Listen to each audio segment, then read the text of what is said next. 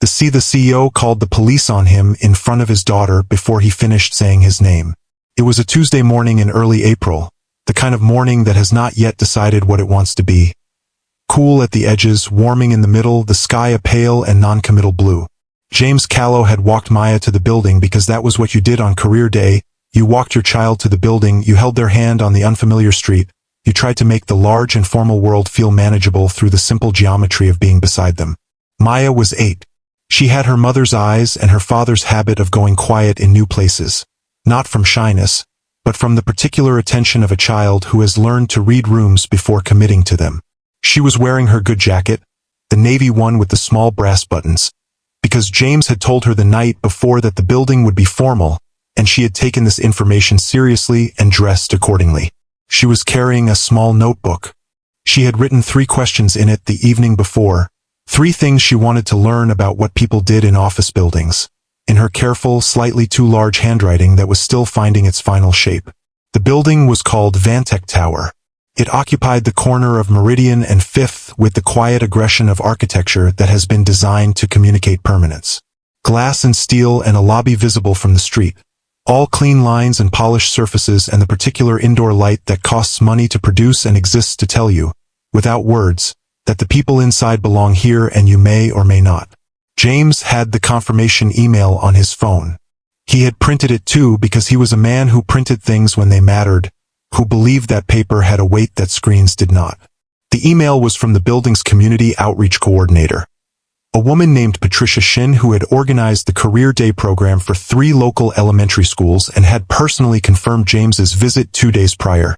The subject line read, "Confirmed, Career Day visit, April 9th, 9:15 a.m., lobby check-in." He had the paper in his jacket pocket. He had not yet needed it. The receptionist at the front desk was young, efficient, and visibly distressed in the way of someone whose morning had already gone wrong before James arrived. The check-in system was down. The visitor log, a physical binder, back up to the digital system, had been left with the coordinator who was apparently running late. The receptionist typed and retyped and made 2 internal calls that went unanswered, and James stood at the desk with Maya beside him and said, quietly, that he was happy to wait. He said he had the confirmation email if that helped. He held up his phone. The receptionist was in the middle of saying that would be very helpful when the lobby changed. He came from the direction of the elevators, not hurrying, not alarmed, but moving with the particular purposeful velocity of a man who has spent 2 decades being the most important person in every room he entered and has stopped noticing that he does it. Richard Hale was 54, tailored, the kind of physically imposing that comes not from size but from the absolute certainty with which a person occupies space. He wore no jacket. His shirt was the expensive kind that needs no jacket to communicate its cost, and he had a phone in one hand and the expression of a man processing 3 things simultaneously, all of them more important than whatever was happening at his front desk. He assessed the situation in approximately 2 seconds. A man he didn't recognize. A child. A receptionist who looked flustered. A visitor log that wasn't where it should be. Is there a problem here? He addressed the receptionist, not James. This was its own kind of statement. Mr. Hale, the check-in system is down and I'm just trying to verify. Who are you here to see? He was looking at James now with the flat, calibrating look of a man who reads people by their surfaces and has already read this one. I'm James Callo. I'm here for the Career Day program. My daughter's school arranged a visit with Patricia Shin. James's voice was even, unhurried. He had a voice that did not rise under pressure, which was a professional asset he had spent years cultivating and which was, in this moment, simply the way he spoke. I have the confirmation email. Richard looked at the phone James held out. He did not take it. He looked at James, at the worn jacket, the lack of badge or lanyard, the child with the navy coat and the brass buttons, and he completed a calculation that took less time than it should have and arrived at a conclusion that was entirely wrong. Call security, he said to the receptionist. He was already reaching for his own phone. And get me the non-emergency police line. The words landed in the lobby the way certain words land. Not loudly, but completely, filling the available space with a finality that made several nearby employees stop moving. James did not move either. He looked at Richard Hale with the steady, unreadable attention of a man who has been in rooms where words with real consequences were spoken and knows the difference between a threat and theater, and understood, with the precise professional clarity that never fully left him, that this was both. He felt Maya's hand tighten in his. He looked down at her. She was looking up at him. Not at Richard, not at the receptionist, not at the security guard who was already crossing the lobby with the alert, uncertain energy of someone responding to a situation they haven't fully classified. She was looking at her father's face, reading the weather report, waiting for the signal. He gave it to her with a small, deliberate squeeze of her hand. The signal that meant, "We are fine. Stay still. I have this." She did not look afraid after that. Richard Hale was speaking into his phone. The security guard had arrived. 3 employees near the elevator bank were watching with the careful, sideways attention of people who want to observe without being seen to observe. The lobby's ambient morning hum had reorganized itself around this moment. Quietly, the way crowds always reorganize around the thing that has just become the most significant event in the room. James stood in the middle of all of it with his daughter's hand in his, and the confirmation email still glowing on the phone he had lowered back to his side.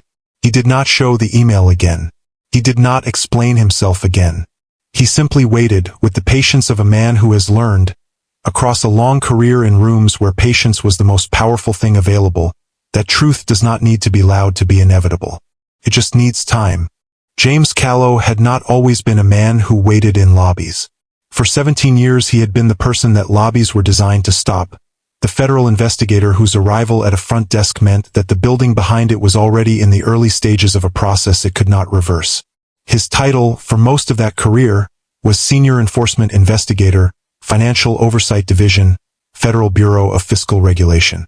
It was a title that appeared on very few public documents, was understood by very few civilians, and was known intimately, viscerally, in the specific way that people know the names of things they fear, by the legal and compliance departments of every major financial institution in the country. He was not famous. He had been, in the specific taxonomy of federal enforcement, the opposite of famous, deliberately invisible, professionally anonymous, the kind of person who does the most consequential work from the most unremarkable position. He did not appear in press releases. He did not give interviews. His name appeared in court filings as lead investigator, FBFR, and in the acknowledgments of 2 congressional oversight reports in language so technical and dense that only the people who already knew who he was would have understood what was being credited to him. What he had done across 17 years was build cases. Patient, meticulous, architecturally precise cases against corporations and individuals who had operated on the assumption that complexity was the same as immunity, that if the wrongdoing was structured cleverly enough, layered deeply enough, distributed across enough jurisdictions, it would never be assembled into something that could be held up in a courtroom and called what it was. James had assembled it anyway, case after case, in the quiet and without announcement, with the particular combination of legal intelligence and mechanical thoroughness that his supervisors had called, in the private language of his division, the long game. He had won the long game more times than he had lost it. He had put 17 people in federal prison. He had triggered the dissolution of 4 financial entities that had considered themselves too structurally complex to fail legally. He had recovered, across those 17 years, approximately $2.3 billion in misappropriated funds, a number his former supervisor kept on a handwritten note in his desk drawer and never discussed publicly because public discussion was not the point of the work and never had been. James had not done it for recognition. He had done it because the work was real and the damage it addressed was real, and he had the specific kind of intelligence that finds deep satisfaction in the long, patient assembly of truth from the scattered components of concealment. He was, in the private assessment of the people who knew his work best, one of the most quietly formidable legal minds in federal enforcement. He was also, to anyone who met him at a school pickup or a neighborhood coffee shop or a lobby check-in desk, simply a man in a worn jacket. He had liked it that way. He had chosen it that way long before the choice became permanent. Rachel had been a high school literature teacher. She had red hair and an absolute inability to be dishonest about her feelings, which James had found, from the first week he knew her, to be the most refreshing quality he had ever encountered in another person. His professional life was the architecture of concealment. He spent his days inside the logic of people who hid things, and Rachel simply did not hide things, not from him, not from anyone, and the relief of this had been so profound and so constant that he had never found the adequate language to tell her so. He had told her other things instead. He had told her, on an ordinary Tuesday in the 7th year of their marriage, watching her grade papers at the kitchen table while Maya slept upstairs, that he did not know how people lived without someone who saw them clearly. Rachel had looked up from her papers. She had looked at him for a long moment with the direct, undeflectable attention she gave to things she considered important. They don't, she had said. Not really. She had been diagnosed 14 months later. She was gone 8 months after that. The grief had not arrived in the way James had expected, not as a collapse, not as the sudden structural failure of the life they had built together, but as a slow, total reclassification of everything. The work that had sustained him for 17 years, the cases, the architecture of evidence, the long, patient assembly of truth, lost its gravity overnight. Not its importance. He understood its importance with the same clarity he always had. It simply no longer generated the energy required to sustain itself. He went to the office. He completed the work on his desk. He came home to Maya and made dinner and read her the books Rachel had chosen for her and sat beside her bed until she slept and then sat in the kitchen in the dark for an hour every night before he could make himself go to bed. His supervisor, a woman named Carol Huang who had worked alongside James for 11 of his 17 years, and who was one of 3 people on Earth who fully understood what his work had cost and what it had produced, called him into her office 6 months after Rachel died. She did not offer him a leave of absence. She told him she was ordering one. She told him that the Bureau would hold his position for 18 months and that if he needed longer she would find a way to hold it longer. She told him that the work would be there when he was ready and that Maya needed him more than the Bureau did and that she was not going to pretend otherwise to keep a caseload staffed. James had looked at her across the desk. He had said, "I don't think I'm coming back, Carol." She had been quiet for a moment. Then she had said that she understood and that she was sorry, and that she was going to process the paperwork as indefinite leave rather than resignation so that he retained his federal officer status, which was technically and legally valid for an indefinite period under the Bureau's continuity provisions, and that he should keep his identification because life was long and she had learned not to assume what would or wouldn't be needed. He had kept the card. He had put it in the back of his wallet, behind a library card and a laminated school lunch account receipt with Maya's name on it in Rachel's handwriting.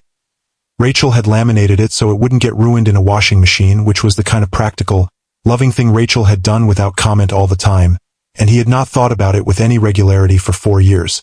He had moved to Carmel City because it was smaller and quieter and had a school he could walk Maya to and a neighborhood where people knew their neighbors' names.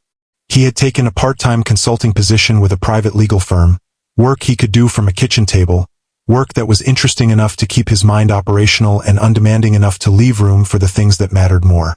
He walked Maya to school. He made her breakfast every morning. He attended every recital, every parent-teacher conference, every school event that sent a notice home, including the Career Day program for which Patricia Shin had sent a confirmation email that he had printed and carried in his jacket pocket to the lobby of Vantech Tower on a Tuesday in April. He had not been trying to be impressive. He had been trying to show his daughter what an office building looked like on the inside. He had been trying to be, in the most ordinary and complete sense of the word, present, the way Rachel had always been present, the way he had promised himself he would be, in the kitchen in the dark in those first terrible months, when he was making the only promises that still seemed worth making. The card in his wallet was not who he was anymore. It was, perhaps, who he had been. He would not know until a CEO reached for his phone in a glass lobby, that it was also still who he was, legally, technically, and in every way that was about to matter. Richard Hale had built Vantech Solutions the way certain men build things, by deciding early and completely that the alternative to winning was not losing but ceasing to exist, and by organizing his entire life around the prevention of that outcome. He had grown up in Denton, a mid-sized city with a mid-sized economy and the particular cultural atmosphere of a place that produces ambitious people by giving them just enough comfort to dream and just enough limitation to be angry about it. His father had run a small accounting practice with 12 clients and a reputation for reliability that never quite converted into prosperity. Richard had watched his father be reliable and unrewarded for the first 18 years of his life and had taken from this the lesson that reliability was necessary but insufficient, that what separated the reliable from the powerful was visibility, credential, the willingness to claim the room rather than simply occupy it. He had been the first person in his family to attend a university with a nationally ranked business program. He had graduated in the top 4% of his class, which he still knew, which he would have been mildly embarrassed to admit he still knew. He had joined a regional accounting firm at 23 and had made himself indispensable within 18 months by doing the thing that made him genuinely extraordinary. He could see the structural logic of a financial organization the way some people see spatial geometry, intuitively and completely, and he could identify both its vulnerabilities and its opportunities in the same analytical motion. His early clients did not simply receive accurate accounting. They received, wrapped inside the accounting, a diagnosis of their financial architecture and a set of precise recommendations for its improvement. They did not always follow the recommendations. The ones who did built things. He had taken the regional firm and, over 8 years of patient reinvestment and strategic acquisition, built it into Vantech Solutions, a mid-sized financial services corporation with 340 employees, offices in 4 cities, and a reputation in regional financial services that was as close to untouchable as anything Richard Hale had built had ever come. He was proud of it with the specific, structural pride of a person who built something from a position where building was not guaranteed. He had a right to that pride. This was important to understand about Richard. The foundation of what he had built was real. The intelligence that constructed it was genuine. The work had been actual work, the kind that cost something. What had happened, slowly and without a single identifiable moment of origin, was that the pride had quietly colonized the intelligence.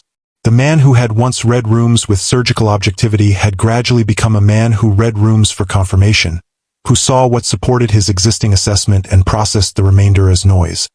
His employees understood this, in the way that employees always understand the blind spots of powerful people, carefully, privately, in the language of corridor conversations that never quite made it to the boardroom.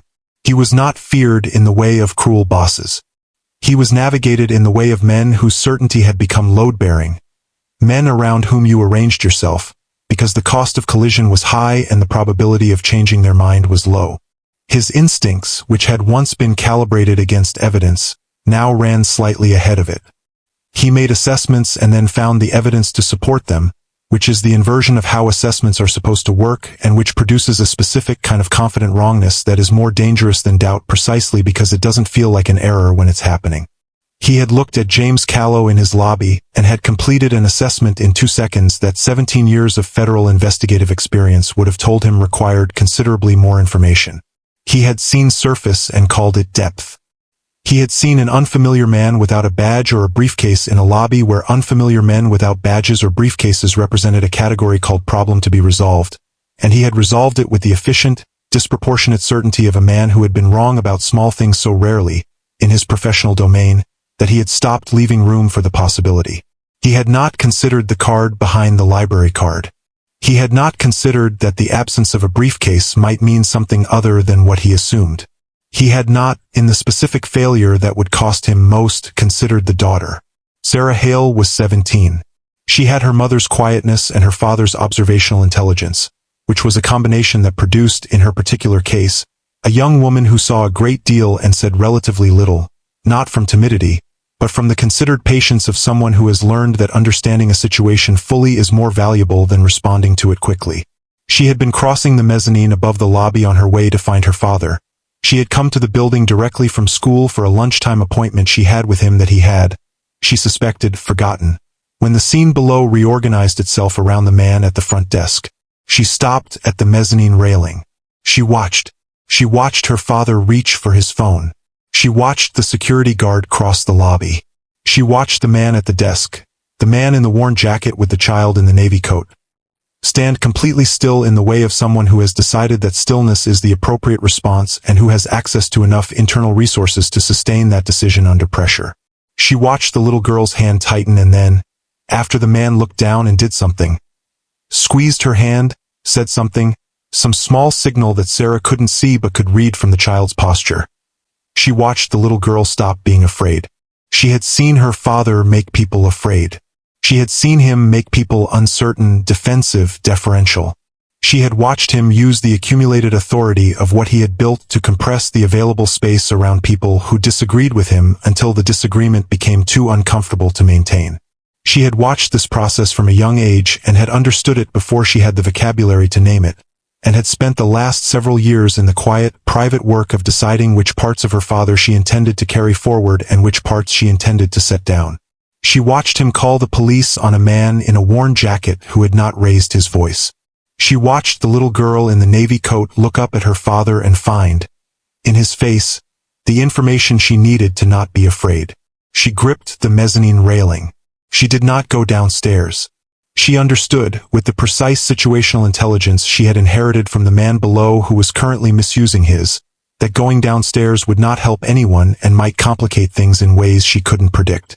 She stayed where she was. She watched. She would think about what she watched for a long time afterward, not the moment of her father's error, which she had filed alongside other moments of his errors in the patient archive she kept, but the other thing. The thing she had not expected. The way the man in the worn jacket had crouched down, in the middle of the lobby silence, and said something to his daughter. She had not been able to hear it from the mezzanine. She had not needed to. She had seen the child's face afterward, and that was enough. The two officers who arrived were professionals. This was not nothing. James had worked alongside law enforcement at every level across 17 years, local, state, federal, the full institutional spectrum, and he had learned to read professional competence the way other people read facial expressions. Officer Dana Rice was 12 years on the force, 5 in plain clothes before returning to uniform for reasons that were her own, and she carried the specific authority of someone who has seen enough to have stopped being impressed by the situations that are designed to impress. Her partner, Officer Callum Webb, was younger, late 20s, attentive, the kind of careful that comes from good training rather than long experience, which was its own form of reliability. They entered the lobby with the measured pace of officers responding to a non-emergency report. Richard Hale moved toward them with the forward momentum of a man who expects his version of events to be the organizing framework for the conversation. Officer Rice did not accelerate to meet him. She stopped at a natural distance and looked at the scene, at Richard, at James, at the security guard, at Maya, with the comprehensive, unhurried assessment of a person whose job is to understand situations rather than to confirm them. She spoke to Richard briefly. She collected his account with the expression of someone receiving information without yet deciding what it means, which is a skill that looks like neutrality and is actually something more disciplined. Then she turned to James. "Sir, can I ask what brought you in today?" James's voice was the same as it had been at the front desk. Level, unhurried, entirely without performance. He explained the career day visit. He referenced the confirmation email. He offered his phone. Officer Rice looked at the email, looked at the confirmation details, looked at the timestamp and made a note. "Can I see some identification?"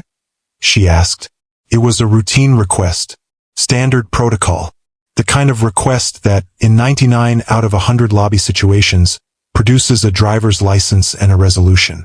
James looked at her for a moment, not hesitating, but taking one full second to locate himself in the situation, to confirm what he already knew about what came next. He looked at Maya first. She was watching his face. She was always watching his face. He had understood, in the first months after Rachel died, that Maya's primary orientation to the world had shifted, that her father's face had become the instrument by which he calibrated the safety of any given moment, the way Rachel's had been before. He had taken this responsibility with the complete seriousness it deserved and had tried, every day, to be a face that told the truth about whether a moment was safe. He told her now, a small, deliberate squeeze. "We are fine. Stay still." She stilled. He reached into his wallet. He moved past the debit card. He moved past the driver's license. He moved past the library card. His fingers found the card behind the school lunch receipt, the card he had not removed from this wallet in 4 years, the card Carol Huang had told him to keep, the card that meant something in a language that this lobby did not yet speak but was about to learn. He held it out to Officer Rice. She took it. She read it. The reading took approximately 4 seconds, longer than a driver's license, because the information on this card required processing rather than verification. He watched her expression do the thing he had watched expressions do many times across 17 years, the specific reorganization that occurs when a situation reclassifies itself at the foundational level. It was not a dramatic expression. It was the opposite of dramatic. It was the expression of a person very quietly updating everything. She showed it to Officer Webb without comment. Webb read it.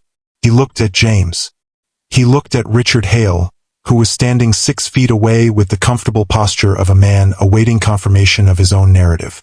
Then Officer Webb looked at the floor, the brief, involuntary look of a person who has just understood something they wish they had understood 30 seconds earlier.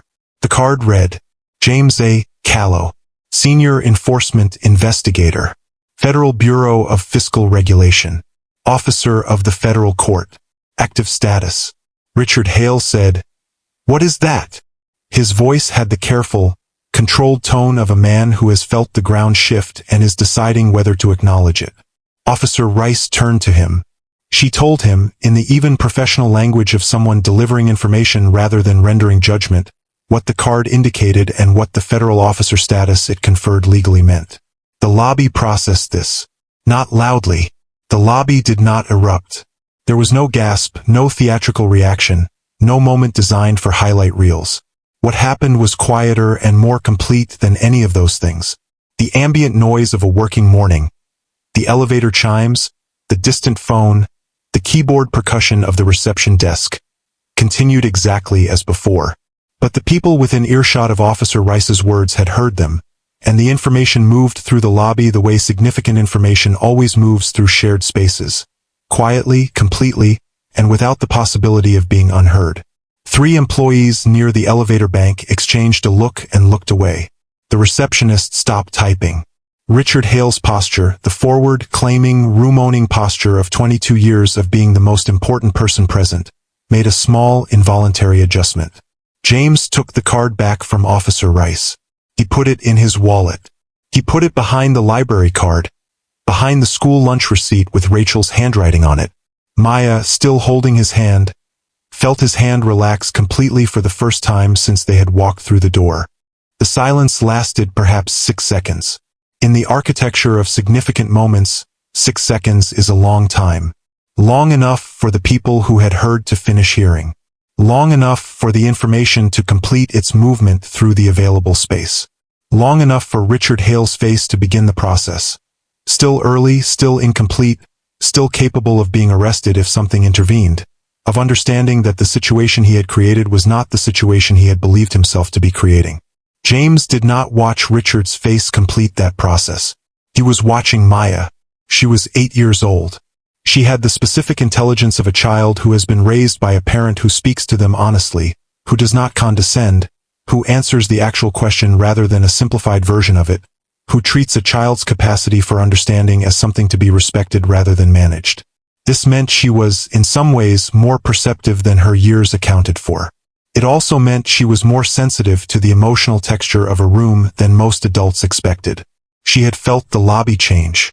She had felt it in the way children feel things, not through analysis but through the full-body reception of shifts in the quality of adult attention around her. She had felt the security guard's uncertainty when he arrived. She had felt Officer Rice's careful, professional recalibration. She had felt the particular quality of the silence that followed the card, and she had felt her father's hand relax, and she had put these things together in the way she put things together, quietly, completely, without announcing the conclusions. She looked up at him. Her notebook was still in her other hand. Her 3 questions, in her careful handwriting, were still unanswered.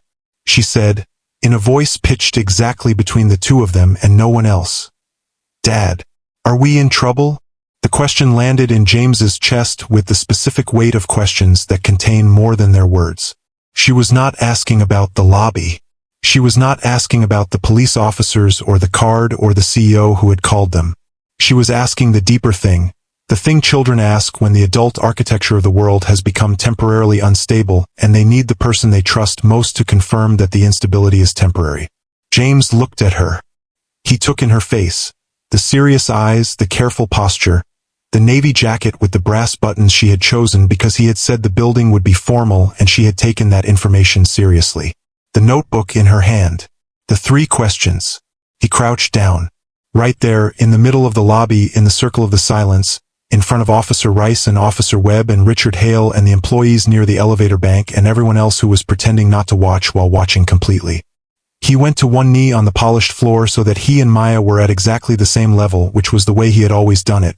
Since she was old enough to ask questions, since Rachel died and the questions became more complicated, since he understood that eye level was not a courtesy but a statement about whose understanding mattered most. He said, "No." She waited. She always waited for the full answer.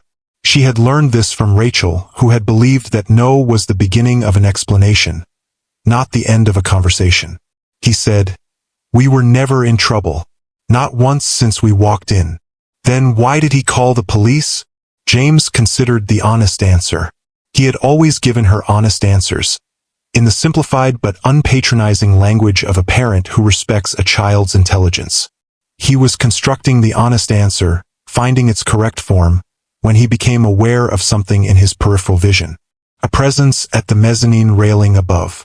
A stillness that did not belong to the building's general movement. He did not look up directly. He registered it.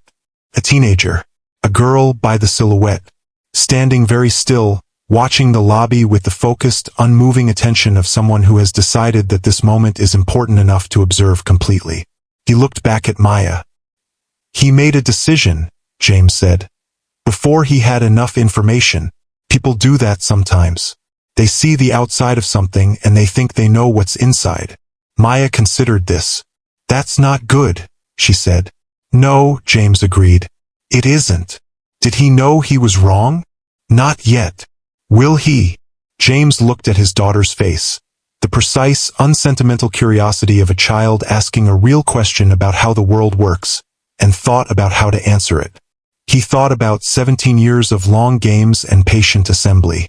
He thought about the specific way truth arrives in rooms that have been built to keep it out. Not through the door, usually. Through the structure itself. Through the place where the architecture has been under more pressure than it was designed to hold. "Yes," he said. "I think he will." Maya nodded once, the slow, conclusive nod of a child who has received a satisfactory answer to a serious question and is filing it in the correct location. She looked at the lobby around them, at the officers, at the employees, at the man who had called the police standing 6 feet away in the new quiet, with the comprehensive, unhurried gaze of someone updating their understanding of a situation. Then she looked back at her father. "Can we still do the career day thing?" she asked. Something moved through James's chest that was not quite a laugh and not quite grief and was, in some form he couldn't precisely name, the thing that had kept him operational across 4 years of doing this alone, the specific, irreplaceable quality of his daughter's attention, which found the human-scale question inside every large and formal situation and asked it without apology. He stood up. He straightened his jacket. He looked at Officer Rice, who had the professional composure of someone who has witnessed a range of human situations and has learned that the most dignified response to unexpectedly moving ones is to maintain the expression you already have. "Is there anything else you need from me?" he asked her. "No, sir," Officer Rice said. "I think we're done here." James nodded. He turned to the receptionist who had found the visitor log. It had been with the coordinator, who had arrived while the lobby was reorganizing itself around the card, and was now standing near the desk with the stricken expression of someone who has arrived late to a situation they caused. And he asked, quietly and without drama, whether Patricia Shun had arrived. Patricia Shun raised her hand from behind the desk. Her expression was an entire paragraph. "The career day visit," James said. "We'd still like to do it, if that works." Patricia said yes. She said yes with the relieved velocity of someone offered the opportunity to replace a terrible moment with an ordinary one, which James understood and accepted without comment. He took Maya's hand. They walked toward the elevator. Richard Hale had not moved from his position 6 feet from the desk. He was standing in the particular stillness of a man who has been the most important person in a room and has become, through a sequence of events he initiated, temporarily uncertain of his category. His phone was in his hand. He was not looking at it. James did not stop. He did not look at Richard with the expression of vindication. He did not perform any version of the moment for the employees who were watching from the elevator bank and the reception desk and the various positions across the lobby where people had found reasons to be still. He had spent 17 years understanding that the most powerful response to a room that has wrongly classified you is not the correction of the room. It is the continuation of your purpose, as if the room's classification had never been the thing that defined you, because it hadn't. He pressed the elevator button. Maya, standing beside him, pressed it again. She always pressed it again. He had told her once that the second press didn't make the elevator come faster, and she had told him that it felt like it did, and he had accepted this as a reasonable position. The elevator arrived. The doors opened. He and Maya stepped in. As the doors closed, James saw, for the first time, the girl at the mezzanine railing above. She was still there. She was watching him, not her father, him, with the focused, evaluating attention of someone completing an assessment. He held her gaze for the 2 seconds before the doors closed. He did not smile. He simply looked back, with the same direct, unhurried attention he had given to everything else in this lobby this morning. The doors closed. Patricia Shun's career day tour was thorough, well-prepared, and delivered with the energy of a woman compensating for the morning through sheer professional excellence. She took James and Maya through 4 departments: compliance, client services, data analysis, and the graphic design team that produced Vantex's client-facing materials. Maya asked 2 of her 3 prepared questions and invented a 4th one on the spot about whether computers ever made mistakes that humans had to fix, which produced a 10-minute conversation with a senior data analyst that Patricia described afterward as the best career day exchange she had facilitated in 3 years of the program. James walked through the building with the quiet, comprehensive attention he brought to all enclosed spaces, noting exits and structural features and the texture of how information moved between departments, and found himself, despite everything, impressed. The organization was real. The people in it were competent and, in several cases, genuinely talented. Whatever was wrong with Vantex Solutions existed at a level above what its employees were responsible for or probably aware of. This was almost always the case. He had never once, in 17 years, found an institution where the wrongdoing was evenly distributed. They were in the elevator returning to the lobby when his phone showed a text from a number he recognized but had not heard from in several months. Carol Huang. 3 words. I heard. Call me. He looked at the text for a moment. Maya was reading the floor buttons with the focused interest she brought to numbered sequences. He put the phone back in his pocket. The elevator opened onto the lobby. Richard Hale was waiting. Not in the aggressive, territorial way of the morning.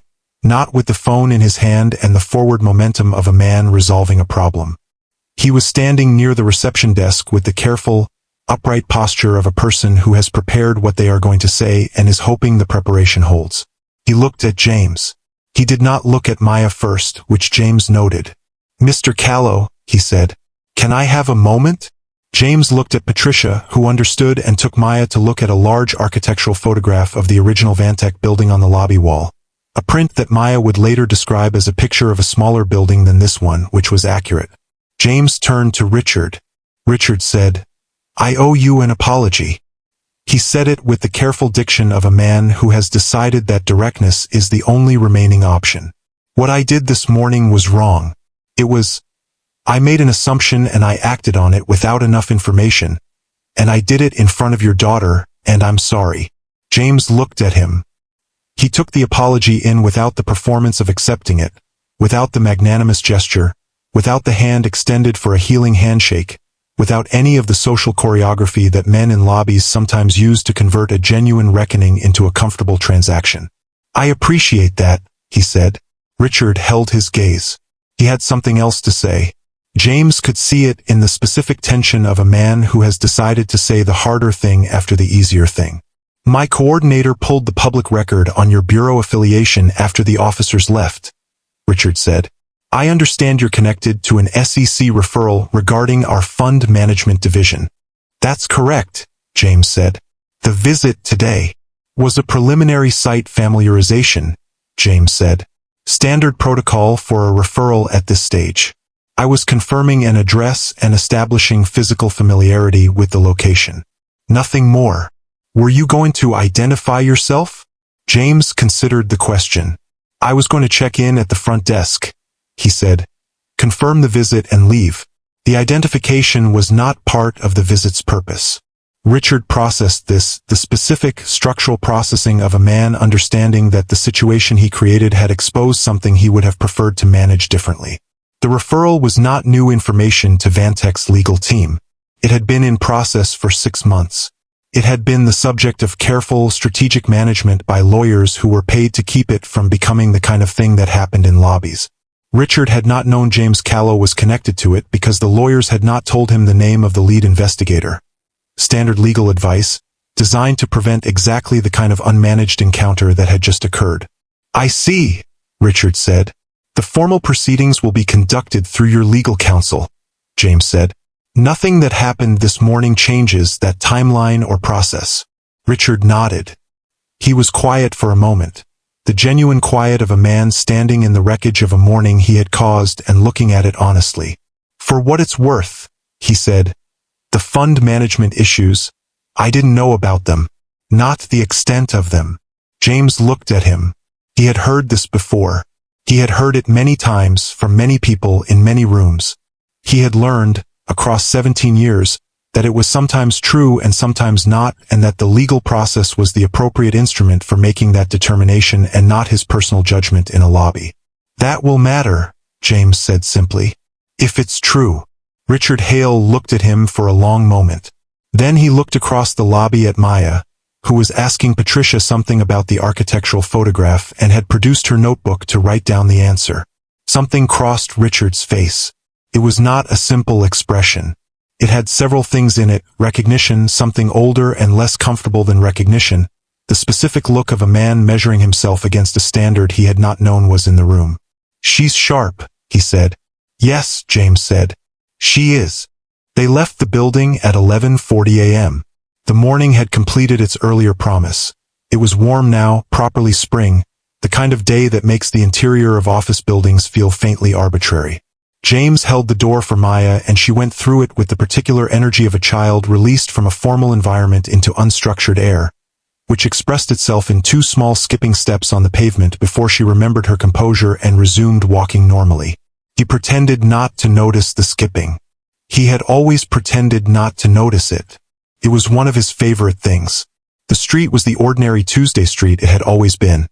A coffee cart on the corner, a delivery truck double-parked halfway up the block, 2 women in business clothes walking quickly with phones held like compasses.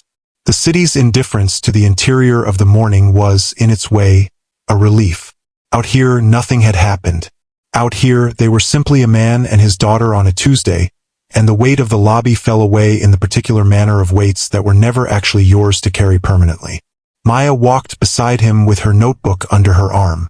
She had filled 4 pages. He had watched her fill them in the compliance department in the graphic design team during the conversation with the data analyst about computers that make mistakes. She had not wasted the morning. He had not expected her to.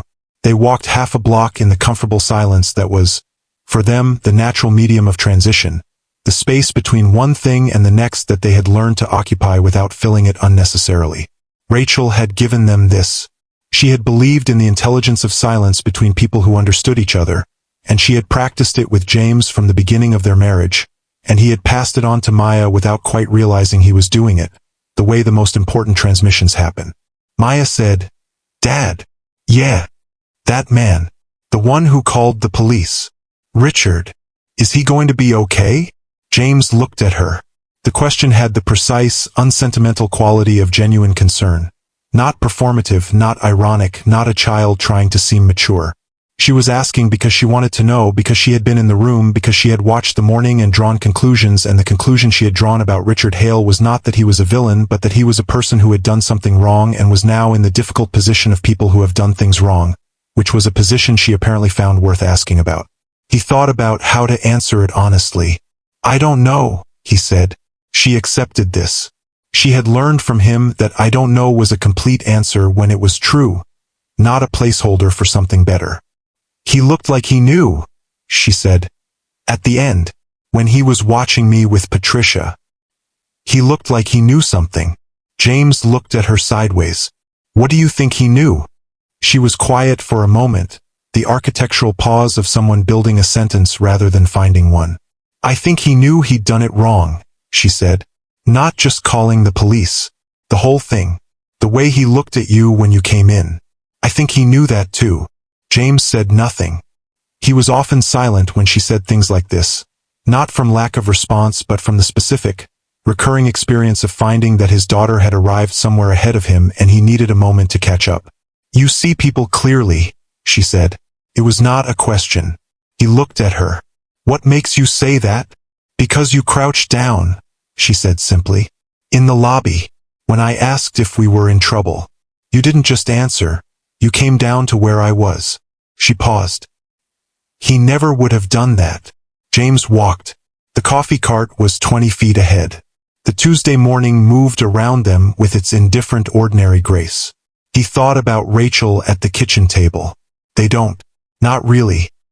He thought about Carol Huang's office, the order she'd given him disguised as concern, the card she'd told him to keep. He thought about the 17 years and the cases and the specific satisfaction of the long game and the kitchen in the dark, and then Maya at the breakfast table in her school clothes the morning after the funeral, eating cereal with the careful solemnity of a child who had decided that normal things needed to keep happening. He thought about the thing he had never found the language to tell Rachel, that her inability to hide things had been the most profound relief of his life. That clarity, the specific human clarity of being fully seen, was the thing he had been trying to give Maya in every crouch-down conversation, every honest answer, every small and ordinary moment of complete attention. He thought about Sarah at the mezzanine railing.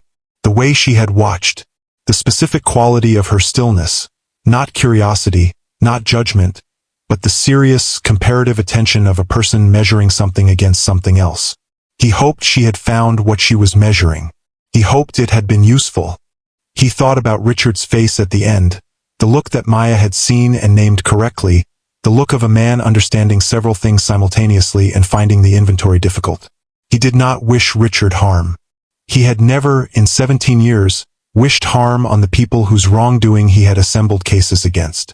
He wished them, if he wished them anything, the specific and difficult grace of genuine reckoning, the kind that doesn't resolve cleanly or quickly but that moves, eventually and incompletely, toward something better than what was there before. He did not know if Richard Hale was capable of that. He thought he might be. The apology had been real. The look at Maya had been real. The eye didn't know the extent of it. He had heard it many times and learned to take it with the appropriate suspension of judgment, but Richard's version of it had carried a particular register that he had also heard before, less frequently. The register of a man who is telling the truth and is disturbed by what the truth means about what he permitted to happen under his authority. That was a different thing from innocence. It was not exculpatory, but it was, perhaps, the beginning of something that was not entirely without value.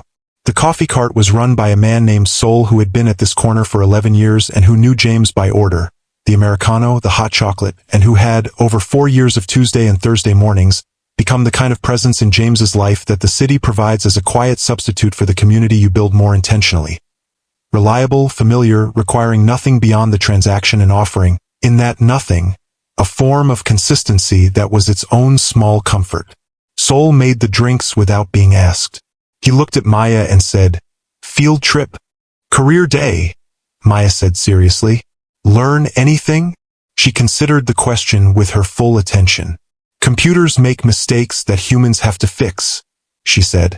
"And not everyone who builds something big remembers how to see people while they're building it." Sol looked at her for a moment. He looked at James. "Smart kid," he said. "She is," James said. He paid. He took the cups. He handed Maya the hot chocolate and she received it with both hands carefully, the way she received things she considered worth taking care of. They stood at the corner for a moment, not walking yet, in the Tuesday morning light. Maya looked at her notebook. She opened it to the last page, uncapped her purple marker, and at the bottom of her 4th page of notes, below the 3 prepared questions and the invented question about computers and the data analyst's answer, she wrote something. She capped the marker. She closed the notebook. He did not ask what she had written. He had learned, as she had learned from him, that some things are for later, that not every thought requires immediate sharing, that the space between people who understand each other can hold things until they are ready. They walked home through the spring morning, the cups warm in their hands, the notebook under her arm, the lobby behind them and the day still mostly ahead. In his jacket pocket, the confirmation email. In his wallet, behind the library card, behind the school lunch receipt with Rachel's handwriting. The card. It went back to where it had always been. It had been there the whole time.